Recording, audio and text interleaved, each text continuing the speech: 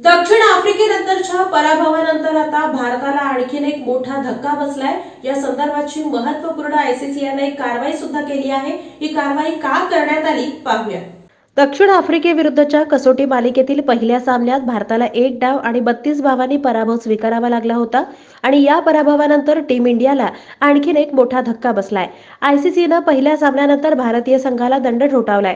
Team इंडियाला match फीच्या 10% दंड ठोठावण्यात आला आहे आणि या पराभवानंतर भारतीय संघाचे जागतिक कसोटी चॅम्पियनशिपमधील 2 गुणही आता कमी झालेत। भारत आणि दक्षिण आफ्रिका यांच्यामधील कसोटी मालिकेतील पहिला सामना सेंचुरियन इथे खेळला गेला। या सामन्यात रोहित शर्माच्या नेतृत्वाखाली टीम इंडियानं 2 षटकं कमी टाकली। यामुळे टीम इंडियाच्या वर्ल्ड टेस्ट चॅम्पियनशिपमधून 2 गुण कमी करण्यात आलेले आहेत। यासोबतच आयसीसीनं मॅच फीच्या 10% दंडही आता ठोठावलाय।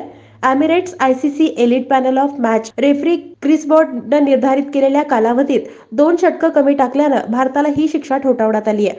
आयसीसीच्या नियमानुसार जर संघ निर्धारित वेळेत ठराविक षटकं टाकू शकला नाही तर तो स्लो ओव्हर रेटचा गुन्हा मानला जातो आणि अशा स्थितीत खेळाडूंना प्रत्येक षटकासाठी मॅच फीच्या 5% दंड आकारला जातो। टीम इंडियानं दक्षिण आफ्रिकेविरुद्ध 2 षटकं कमी टाकली आणि यामुळे मॅच फीच्या 10% दंड ठोठावण्यात आलाय।